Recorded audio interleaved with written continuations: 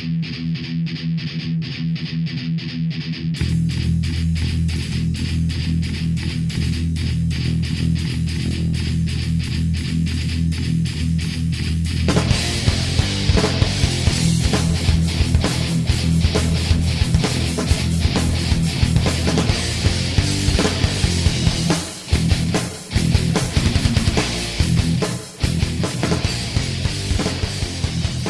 up, metalheads? Welcome to the Lunatics of Metal. How you guys doing tonight? My name's JT, and with me, as always, these guys over here. Ava. Jimmy. Ava. I forgot it. I gotta move you motherfuckers. How's the JT-inator? Bam. I had to move you. Oh, and now your camera's froze. Look at that. Yeah? Nice. Well, actual recordings may vary. Go figure. So, how you guys been? Good. Oh, well enough. Plugging along. Not dead yet. I've been kind of under the weather the last couple weeks, so it's kind of a good thing. It's those hemorrhoids flaring up. Yeah. You've been. That sounds shitty. Oh, yeah, it is.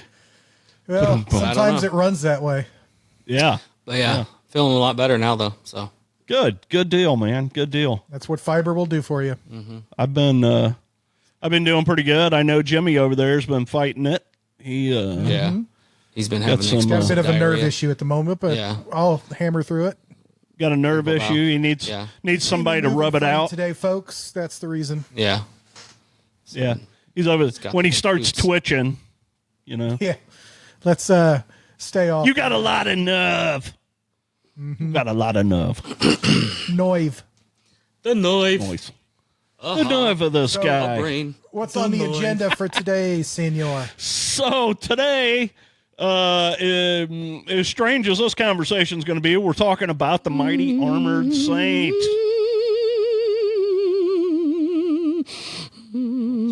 Scary. Sounds like you're behind me.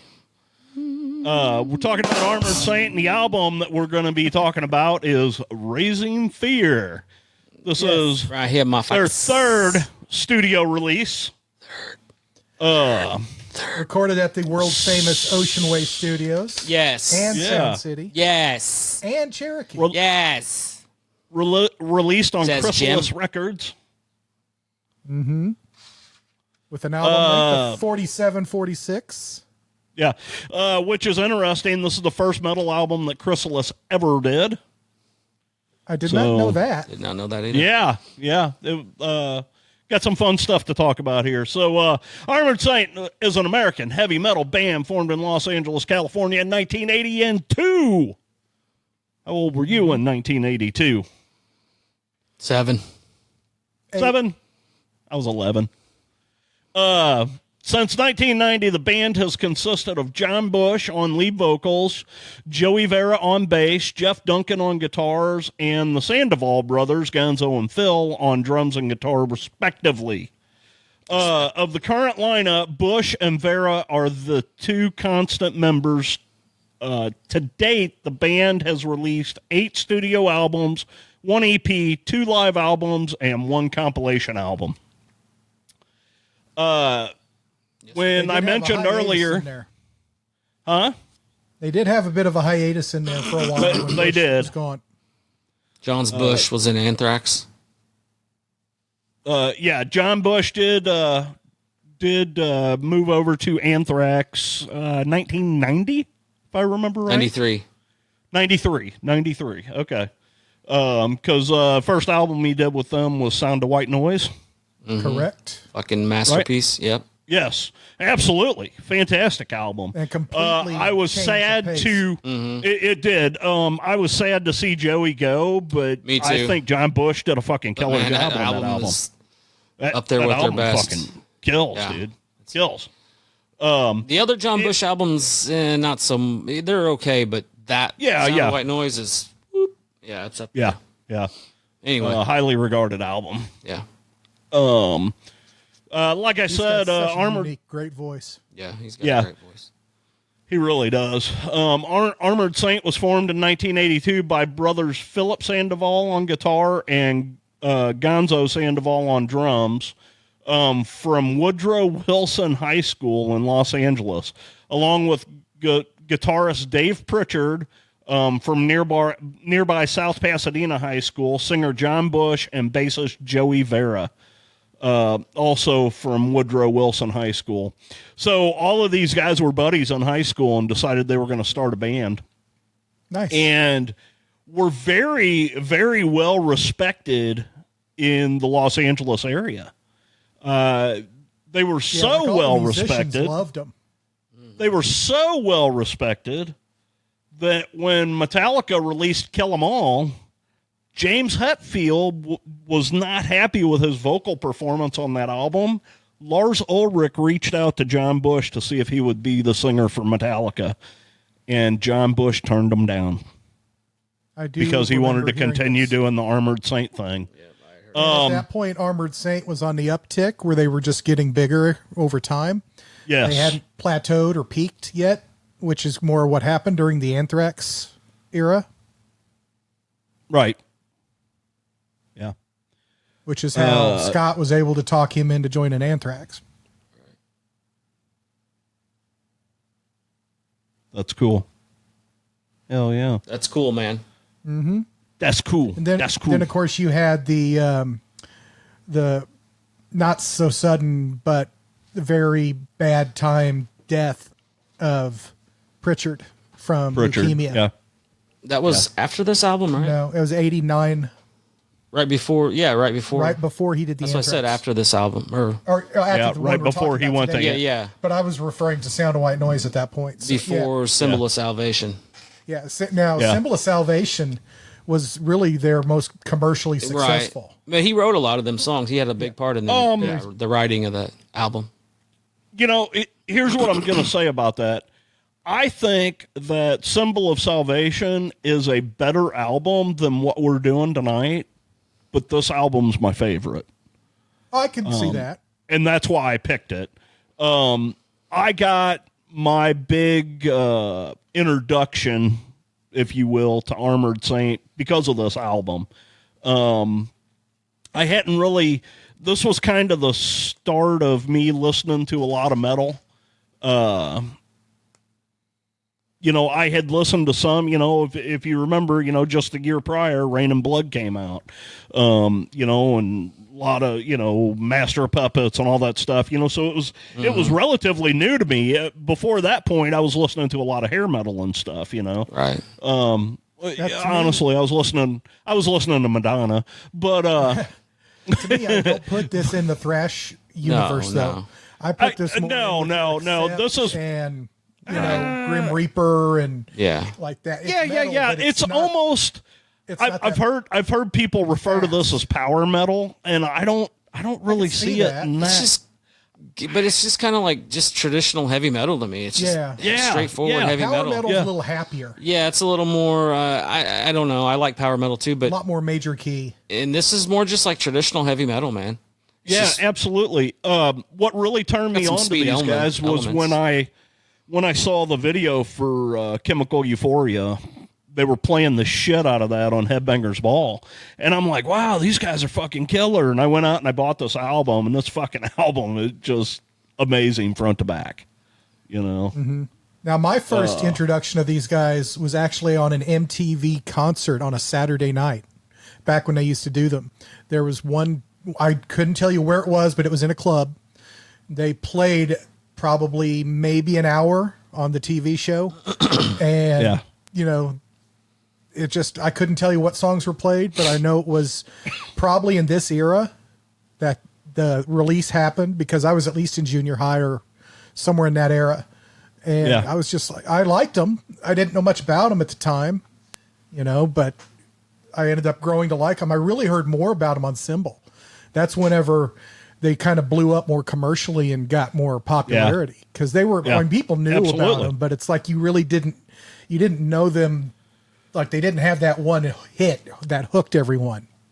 They were huge in the metal scene, but it was mostly, metalheads like us and other not in the mainstream. It didn't go to the. Wasn't the mainstream. They never went to the mainstream. Yeah, correct. Right.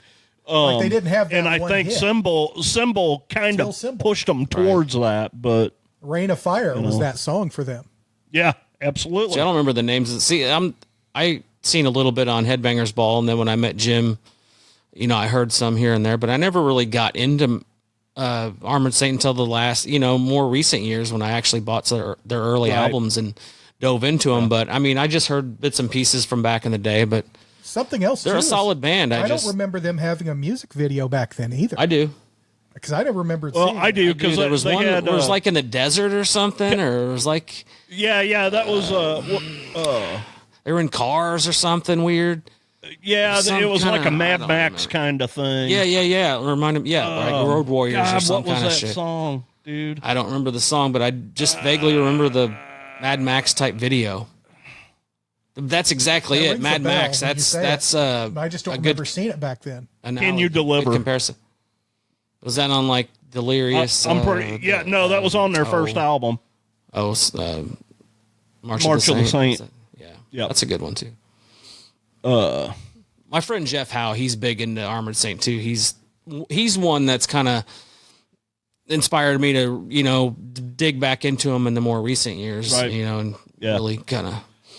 I wasn't a huge Armored Saint fan.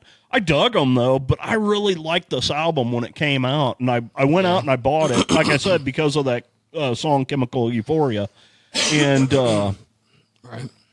I really dug this album. I listened to it quite a bit. Actually, I forced everybody in the neighborhood to listen to it, because that's how I am.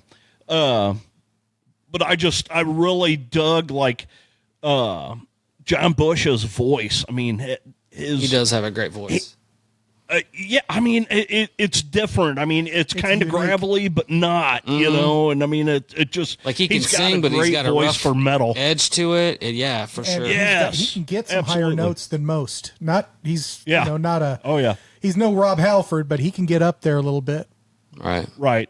Well, like we were talking Anthrax. I really realized that on Sound of White Noise. Because he was able to let himself fly a little farther with that, But speaking of Anthrax, it's like I feel like Joey, has the higher, range or whatever. Range, right? And I love the Joey era most for Anthrax, but right. I mean, if I was to start a band and could pick a singer, I feel like John's voice would be more what I would pick. More rounded. You know what I'm saying? Well-rounded. Like I like his voice. I like the Joey era better. But I like John's voice better, kind of all around, if that makes any sense. I get it. He's got a great, like Jim said, a great metal voice. He's well-rounded. Unique, He doesn't sound, he's not a one-trick pony by any stretch. No. And I'm sure he probably does most of his own lyrics, which is typically what happens in a lot of these bands when you have a good singer. So the stuff he writes about's interesting as well, so... Mm-hmm. And like you said, he can hit them high notes, but he doesn't do it in an operatic way like some people do. He has more of a unique kind of a gruffer form of it, but he can still hit them notes like you said. I'm not putting him in that, Dio, Halford. No, but he's kind of more... Although I'd say he's closer to Dio than Halford, but, Or like the dude from Omen, kind of that more mid, he can hit the highs, but he's kind of got that more mid. It's like he that's another band we need to get into. Yeah. He goes up there because that's needed in that part of the song. Right. Yeah. I didn't really realize this, but it makes a lot of sense after looking at some of the interview footage and stuff from John Bush and some of the other guys. But in 1986, during the recording sessions for this album, Metallica contacted Joey Vera to replace bassist Cliff Burton after his untimely death. Vera turned down this offer as he wanted to stay in Armored Saint, and Burton was eventually replaced by Jason Newsted. Which I didn't realize that they had approached Vera. No, I didn't either. Yeah, I had heard that, and Vera and Armored Saint at that point were still on the uptick, like we were discussing earlier. Yeah. So, but Vera did join Anthrax very, very briefly. Whenever they had that, I didn't realize that either. When they had that issue with Frank Bello back in the 90s. When he joined Helmet for a minute. Yeah. Yeah. Gotcha. Vera filled in. Now, whether he was technically officially in Anthrax, I couldn't verify that, but I thought I heard that he was. So, Yeah. But, See, he for the me, first it was choice weird. of filling in. Yeah, as much as I loved Anthrax, I kind of scooted away from them in the 90s. You know, in the 90s, but no offense. I mean, They were you know, hit and miss. once Joey left and John Bush took over, as much as I like Sound of White Noise, I was like, it's not really Anthrax. You know, it's not. It Right. wasn't It's the not same what I'm band. looking. it's not. And I love that album, but like I said, it wasn't the same band like Jim said. But by then I was like Right. way into death metal and just all kinds of stuff. So I just kinda, Well, and that's with me so too. much Is other I was stuff to listen to, I was like- slowly going into I was getting into Cannibal Corpse and Deicide and shit like Right, that. right. you Well, know? Anthrax at that time was going the opposite direction of trying to be heavier and faster. yeah. They were Right. trying to go in more of the alternative metal area, to be Yeah. flat honest. Yeah, so like And it didn't honestly, really bother you me. can't blame Like, them. Yeah, I mean whatever. You can't Anthrax has blame always them. been That's kind the of way the world was experimental. going. And Anthrax has always been kind of Unless you were Slayer. right. Like, And Testament, I feel like well, I mean, Megadeth went soft for a minute. Metallica went soft. commercial. And then Yeah. Slayer just said, we're Slayer. Yeah. Yeah. Yeah. Deal with it. Yeah. And it worked out for him, but not every band could do that, I don't feel like.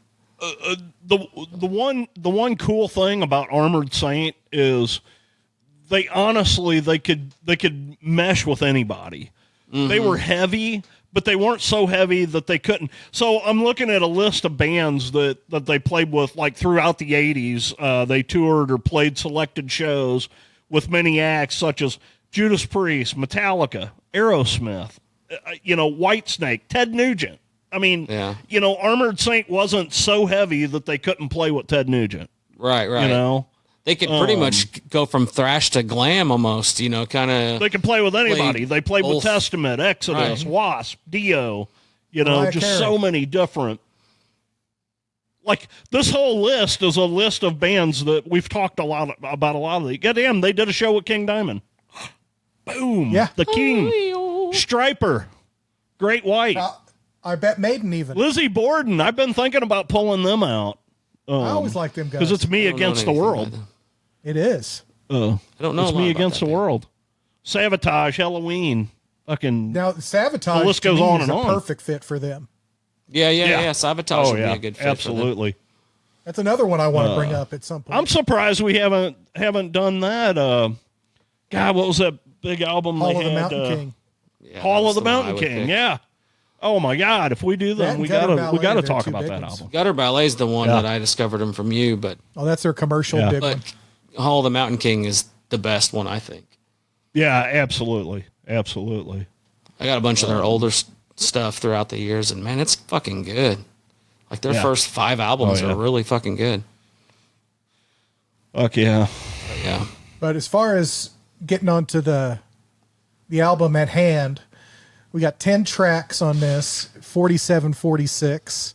One of them is a cover of a Skinner song. And see, it's another. This has been a common theme. Like Sorry. a lot of these bands do '80s good bands, covers. and it's not a terrible version, but I would we disagree didn't. on this. We didn't need this. I didn't need this song on it. I Like, think that was a filler track, to be yeah, honest. I mean, it wasn't terrible, but it's like so I could have tell done you without exactly it. what it is. Exactly what it was. John record Bush labels. talked about that in the interview. The record label forced them to put that on there. Like Jim said before, I think that was a common thing. Like the record labels thought, let's all these bands, let's do a cover, and that'll hopefully they thought that would be Does their- the original They was a did hit, not. so surely they'll They do did okay. not And it want to just- do that song. The And they didn't record age label well, forced most it of them. on them.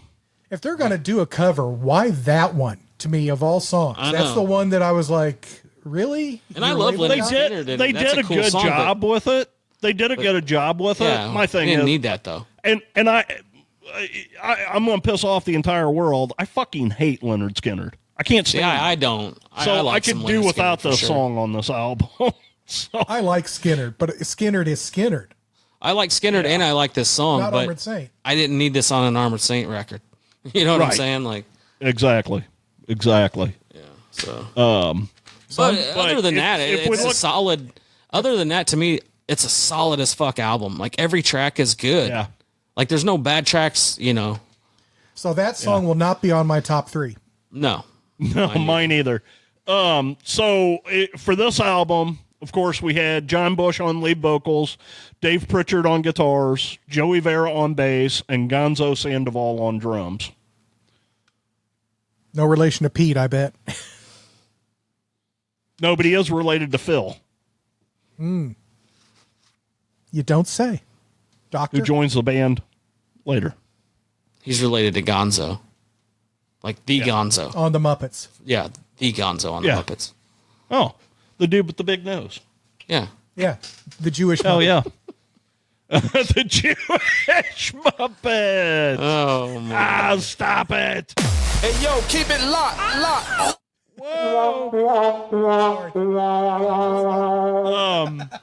Depending on the version of this album that you had, which I had the cassette tape. The cassette consisted of 2 sides, 10 songs, 47 minutes and 46 seconds. If you got the CD whenever it came out, it had a bonus track, which is a fucking killer track, Crisis of Life, which added another 405 to it. So then it ended up being 5151.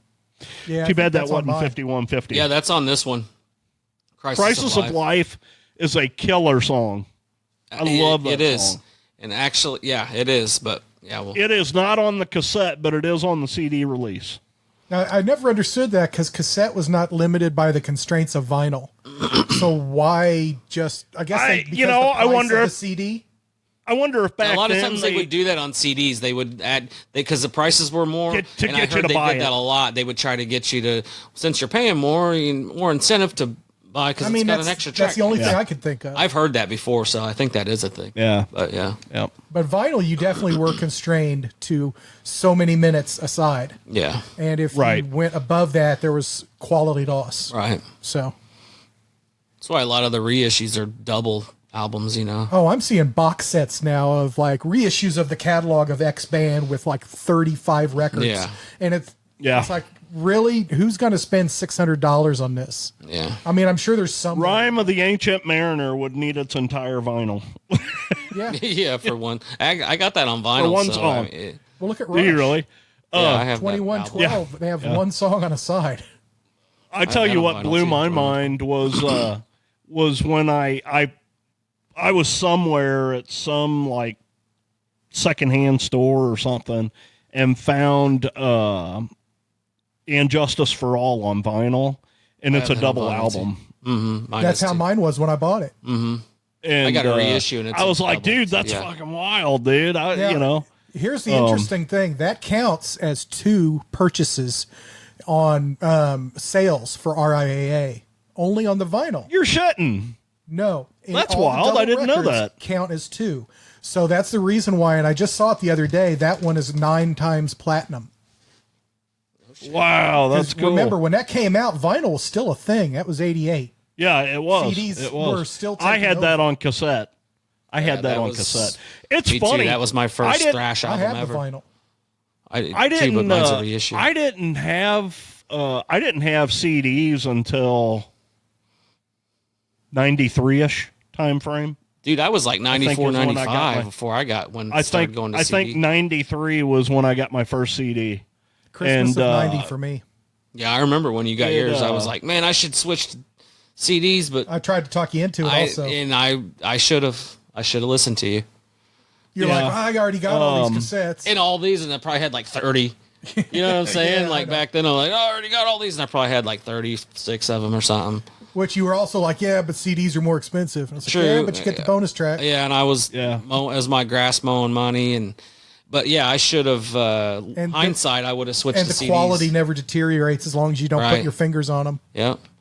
You're right. I wish in 1990 when I would have switched to CDs then. And my first CD I ever bought, Overkill, Feel the Fire. Because I remember when I met you, you had like a little thing full of them, Mm-hmm. probably like I probably had 15, 20 by that point. 15, 20. Yeah. But your brother had a shitload of them. Oh, yeah. Well, he was Yeah. working Okay, had a real job so- at that point. Right. So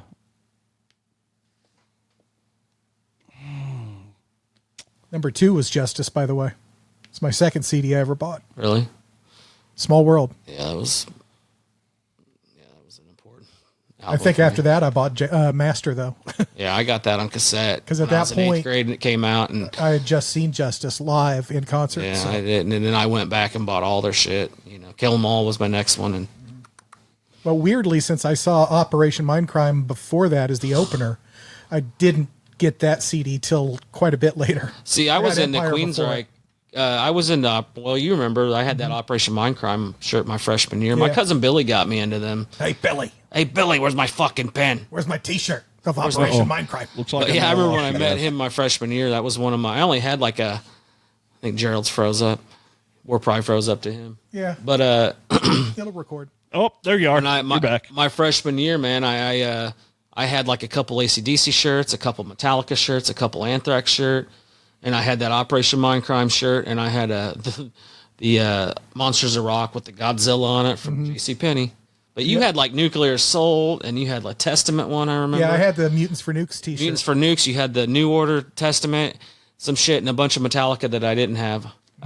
But I remember being like, damn, I know There those bands, but I didn't. There was that kiosk shop in the mall, In the mall, yeah, Fairview yeah, yeah. Heights. That's where I'd pick up all those shirts because nobody See, else had them. Yeah, I didn't really start, but you got into metal earlier than both of you guys. In the St. Clair Mall in Fairview Heights, there's this little booth in the middle of the floor that had remember like that. all the best metal T-shirts, like the stuff you saw in the Headbangers Ball. And like nobody Nice. else sold them unless you went to a concert, Right. Or you went in the back of the catalog and ordered it from that Rockabilia or whatever. That it my was. first shirt ever was a Who Made Who shirt from. And I ordered from one of those companies one time. The first time I ever ordered, and the last time I ever ordered. Same. Never got anything. They just took my money. Well, check this out. I used my grass mowing money. I got the Who Made Who shirt when I was in 8th grade. It took me, like you ordered from the back of the magazine. It probably cost $20, and that was like a lot of money from back then, Yeah. Yeah. And then it took forever to get there, and then it was a cheap ass shirt, and these girls came up at recess, were like, "Oh, let me see what your shirt," and the fucking one of the letters ripped, and it was like hanging there. I was like, "Cool, I've had this shirt for 10 minutes, and I waited 9 months to get it, and it's ripped." Yeah, That's Who Made Who, dude. Woo. Anyway. The first concert shirt I ever got was Iron Maiden Somewhere in Time. Actually, at the show, because that was the first concert I ever saw. Damn. And Mine was Metallica. Mine was AC/DC, and I bought 3 shirts because I was 15 by then. I was prepared, and I I was like, think man, I had think money back for then 3. I paid like $10 or $15 for that T-shirt. No, I think the ones when I got them were now like a 20. concert T-shirt's like $45. Yeah, I'm thinking the ones at AC/DC on the Razor's Edge when I got, they were like around $20 a piece. You know, Or part they of the would take- reason Yeah. why the cost of those shirts is so high at the shows? Well, now it's because they don't sell as many albums and things. Right. It's No, different. I mean, that's Well- a piece of it. But the main reason that I've noticed, and I talked to somebody who works for one of the major bands at one of the shows about this, is you got to pay for the cost of the whatever the thing you're selling is first. I mean, obviously that's the first Right. thing. After that, you got to pay for the person to print on it. Okay, and that's usually not that bad, but it still costs a little. Right. Then the band has to get a cut. Then the venue gets a third usually. Right. That's- third to a quarter. That's what fucks And then you me. also got to pay the person that's selling it. That Right. didn't used to have. Well, that's usually That's somebody in the band. Overhead. Well, of the whole- but not usually the whole anymore. thing. You know. I mean, let me put it this way: that's what it is, unless you're like, say, Iron Maiden, and you've got multiple places, Right. Right, doing your show. Yeah. Yeah. But if you go to like a smaller show where you've got one place only, Oh, yeah, Yeah, yeah. it's the you got members. usually a band person that works Yeah. for the band doing it. The smaller club shows, but I'm talking then- like when you go to the big shows like at Riverport or something. And you know. also the government taxes it too. Yeah, either Yeah. way, though, like you said, the So- venue, that's a huge The cut. venue cut is what has really Yeah. bumped the prices up Yeah. because they didn't used to take a cut. yeah. I mean, way back in the day, back in the 80s and stuff like that, you could get a T-shirt. Like I got my Metallica shirt for $18. It probably cost them $6 to make it, and then they got half that money back on themselves, and then Right. you had to pay taxes, and then of course the Well, shipping. people talk about $40 for a T-shirt or whatever, but like $20 for a T-shirt back in 1990 was expensive. Then It you know, was, but you knew you were Yeah. paying a premium at a Right. show. yeah, But Yeah, if yeah. you went in the back of those catalogs back then, it was like $12 to $15. and then plus shipping and all that shit. You go to a store, it's probably anywhere from 8 to 12. Yeah, but back then I feel like it was harder to get shirts like that. So you had to go to the show to get your shirt. Now you can order for fucking anywhere online and get a shirt for. You can get them from Amazon for half the price. And there were no websites Temu back then and all either. this shit. Yeah, exactly. That's my point. There were, like but there were certain shirts you could not get except at for the show. Yeah, exactly. Especially it was more the ones with tour dates. Right. The show, the shirts back then from the shows were more of like I went to the show. It was like more of a badge. Like it's just different. Yeah. Now, but yeah. And now what they'll do is they'll order overruns, and then you'll see them on the website. Like a week or two after the tour is over. Mm-hmm. Yeah. Now I've been to a couple sizes. I've been to a couple big shows here recently, and like this shirt, this came from the show. This one did too. I've got a few others. But I don't buy a lot of shirts at shows anymore. I used to buy more because I could afford them. Now I don't so much. If it's a band I like and I try to like support the band, I understand that's where but so anyway, I wore this shirt because we were supposed to do another album tonight too, but yeah. I'm sorry, I was a slacker. No, that's all right. But Slacker. I wore the wrong shirt. First time I saw a $40 T-shirt at a show was at a Slayer show at the pageant. Mine was Anthrax. And I remember seeing the at price. the Yeah. And I was like, I'm not spending $40 on a T-shirt. I don't care what band it is. I said that too, but then I did it anyway. I did it too. Like, I bought the Anthrax. Fuck, I can't leave. I seen you at that show with Killswitch and Anthrax. Yeah, Remember? yeah, I got that picture. That was the show when they actually had the Raining Blood, by the way. Right, and I had I got the Anthrax, like the Among the Living, like the Among the Living, kind of like their new version of it or something. Yeah. Whatever. I got that one, but Gotcha. And I don't know that I bought a shirt that night. I don't remember if this I was bought probably one. 40. I don't 30. I don't remember what it was honestly. But the most expensive shirt that I ever bought was I went to a Megadeth show one time, and they had these fucking kick-ass fucking yellow and black fucking hockey jerseys. I remember when you got that actually, and I fucking bought one. I paid like $65 for that shirt. Yeah, and now I'm so fat I can't fucking wear the thing. But I still got it. It's hanging in my closet. Still looks brand new. I bought a Machine Head hockey jersey at their first tour when they came through the other world. And I got an extra large thinking, okay, I'm a big guy even back then. Yeah. I'm going to need a big shirt. And it was like it's $55. And I was like, man, this is expensive. It's 3 times the price of a shirt. Yeah, for back then. It was, back then. Yeah. And, that was 94. Yeah. So I went ahead and got the thing, and I didn't try it on. I didn't do anything. I got it home, and it was like a dress on me. I was like, what the? So I basically gave it to our bass player at the time, Aaron. Oh, no shit. It fit him like a glove. But, That's he's cool. 6'4" or whatever. So big guy, like 200 plus pounds. So I was like, here, go. You can have it too. And it fit him perfect. He loved it. All right. That's cool. But the whole thing was made of like nylon and shit. It was like you could tell it was plasticky. That's how this Megadeth one is I've got. But anyway, let's get back to Armored Saint here. Raising Fear. I do not have an Armored Saint shirt. I do not either. Andy. Yes. What do you think of this album? I think this is a fucking solid traditional heavy metal, hard rock, whatever, traditional heavy metal record. I think actually their first 4 are solid, great fucking hard rock albums, heavy metal records, whatever.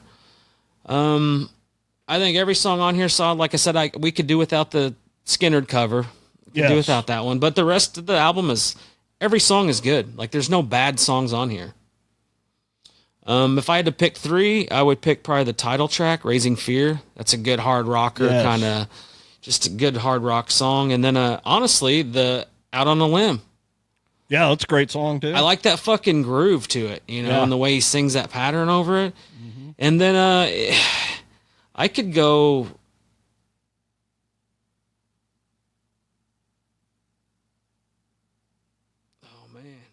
Anything, really. I could go almost all these fucking songs, but I'm going to go with Human Vulture.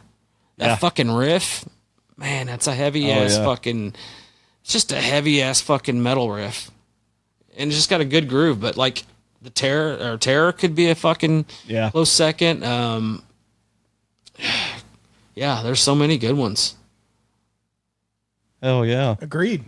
What would you rate Out on the this? Limb is a real good one. Is that what did I say? Out on the Limb? Yeah. No, okay. I'm gonna go Raising Fear. I'm gonna go Crisis of Life. That's the one I was thinking with Yeah. that groove. Yeah. That cool groove to it. And that's the bonus track you said that I got on here. Right. Yeah. And then, I think I'm gonna go Human Vulture because of Nice. that fucking badass riff. Yeah. Hell yeah. And I'm gonna give this a solid ass 7. Yeah. Sweet. Solid. Hell yeah. I mean, I could even go 7.5, but then they'd make fun of me like, oh, 0.5. I never do make fun of your 7.4. points. No, but I saw Your points are on point. And I think all their first 4 albums are a good 7. I mean, if you want to give them higher, I understand. Yeah. Yeah. That's they're great fucking metal records. Like, I don't love Armored Saint, but when I get in that mood, I just want to hear some good, straightforward heavy metal. Yeah. Their And a first fucking 4 killer albums, any of them singer. are great to just Yeah. put on for some, kind of like early Accept. I like that, or like some TT Quick, or when you just want to hear that straightforward heavy metal. That would be a killer tour, by the way. Yeah. But, when you want to hear that kind of music, man, there's nothing. There's the first 4 Armored Saint are as good as anything for straightforward heavy metal. Hell Great. yeah. Fucking solid shit. Yeah, so I'm going to give that a solid Right 7. on. And really, all their first 4, I could give a solid 7 to 8, really. They're all fucking consistent. Very consistent. Very consistent band as a whole. Like, just not their first 4. Like, their whole catalog is really pretty consistent. So, yeah, great band. Yeah, I mean, I've heard some of their new stuff, and even it's good. Yeah, it's like solid shit. And by the way, I'm going to see them at Milwaukee Metal Fest. So Yeah. I've never I would seen like to see Armored them Saint, when I- and this will be it'll be cool. I can mark them off my bucket It'll be a list. good one, man. It'll Yeah. be good. So, what about you, Jim? Well, let's see. Isn't that special? They're one of those bands, like you were saying, I don't think they shine, but I don't think they dull. Right. They just sit right in that upper middle class and just stay there. They got some brighter spots than others, like all bands. But as far as this particular record, I'm going to Crisis of Life. It's actually probably my first choice. That's a good one, man. Yeah. It's almost like Great song. And for sentimental reasons, I could float this out if I wanted to. I'm going to put Isolation next. And then probably Book of Blood. I just really dug that one. They're good ones, man. I like all of those. And I could probably switch these depending on the day of the week even. Yeah. Yeah. And I'm going to give this a 7.1. Just so I can say it's one better. Yeah. Hell yeah. Which I'm sure Mr. JT is going to give me a little bit higher number, but I am. you got I going am. there, see? So for me, like I said, I really dug this album when it came out. I listened to the shit out of it when I was young teenager. It was very cool putting this in and listening to it front to back. A lot of times I'd skip song number 2 because I'm not a Leonard Skinner fan. I think they do a good job with Saturday Night Special. It's not a bad song. I just, I don't want to hear that. So my top 3 are going to be Raising Fear, and I got to go Chemical Euphoria. And honestly, I want to say Book of Blood, but I got to go with Crisis of Life.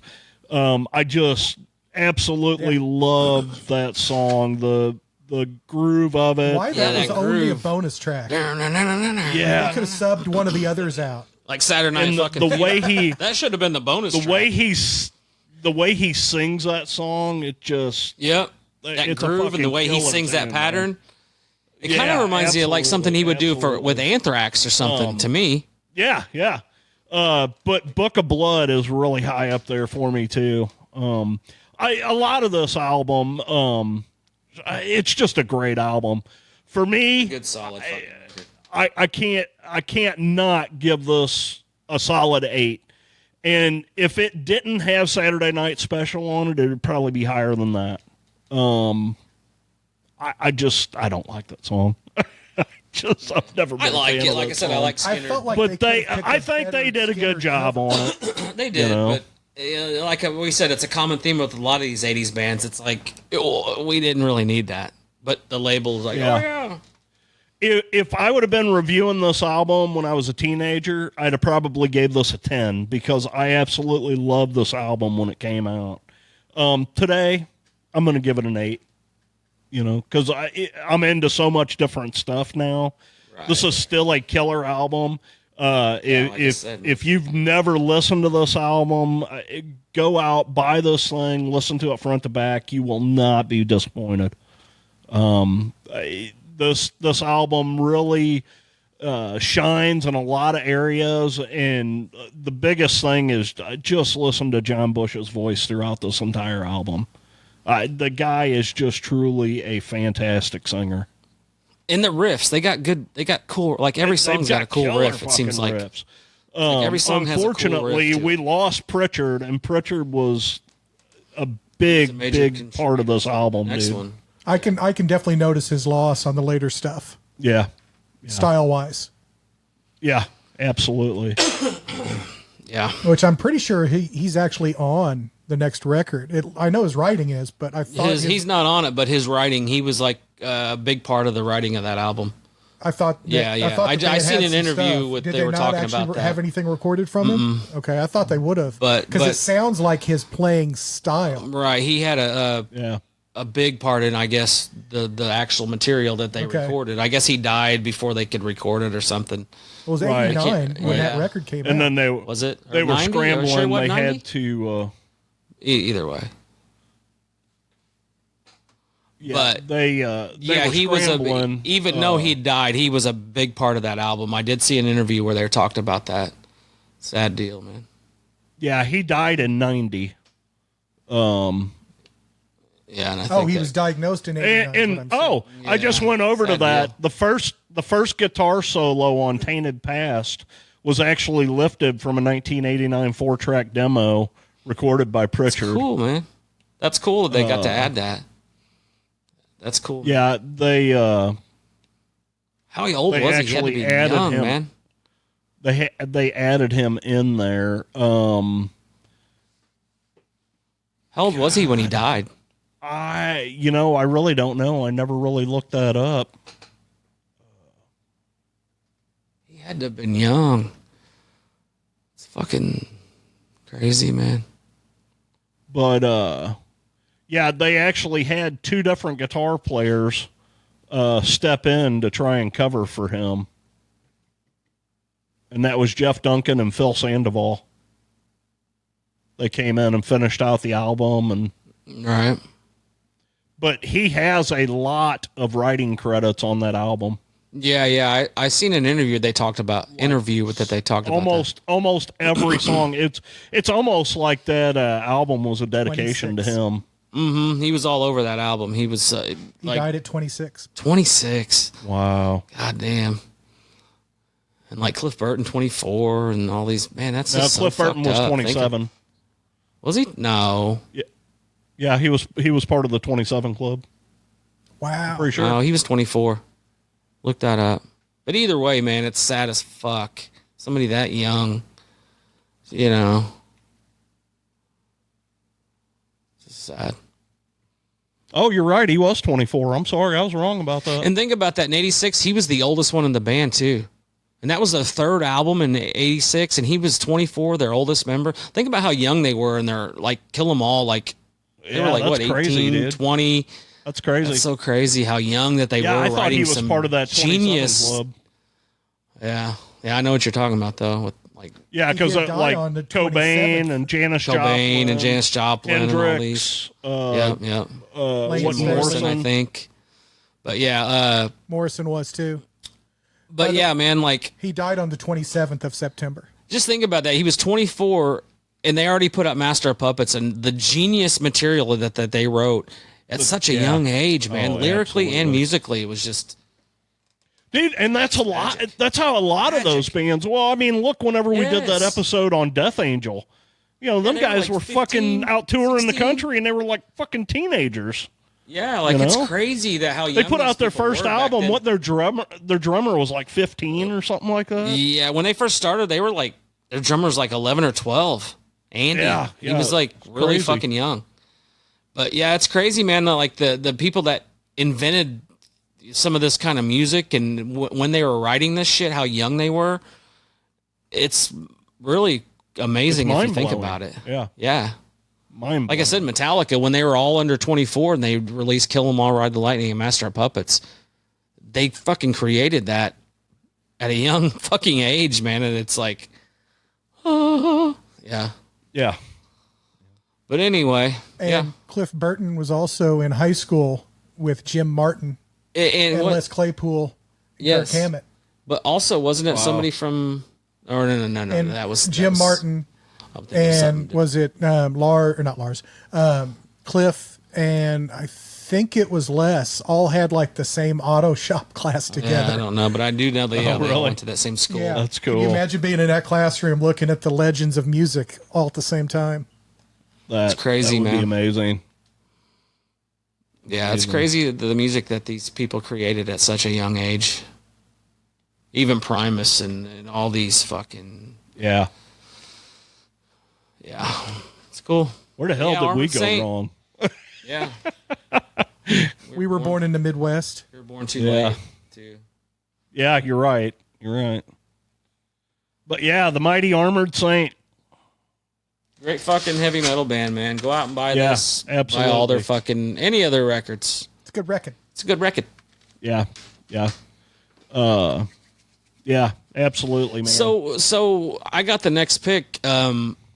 There's 3 albums I've been kind of debating. I've been kind of tossing around. Okay.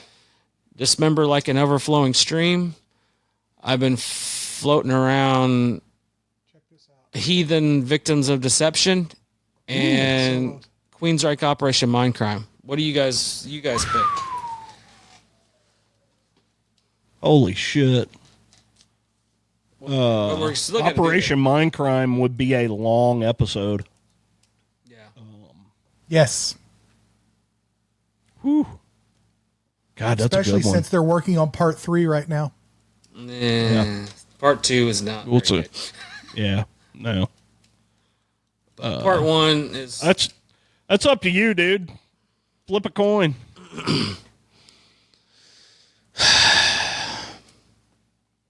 We'll wait on that Operation Mindcrime because it's so fucking great. Yeah. We've got Heathen another or- week because next Heathen or week Dismember? we're going to do We do Carcass. Carcass heart work. I wore the wrong shirt today. Yeah. Then you get to wear Armored Saint next week. Yeah, I don't have an Armored Saint Yeah, there shirt, you go. So. Well, you better get Get one one. between now and then. But we'll decide that by the next Yeah. week. Yeah. We'll decide what I'm going to pick. But You figure out what you wanna do. Carcass. We'll do the Quackus, and then Quackus. we'll work on whatever Quackus. after that. Quackus. Oh yeah. Quackus. Yep. Quackus.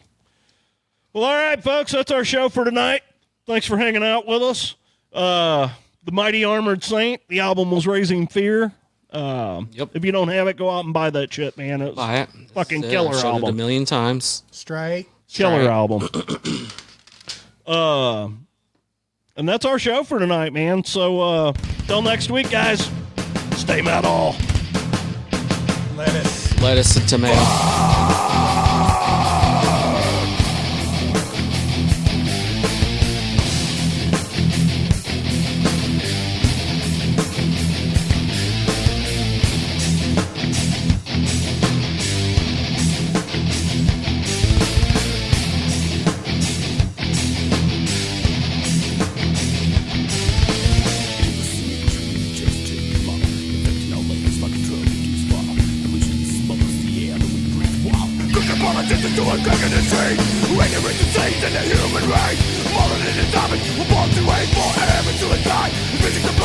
What a shame, yeah!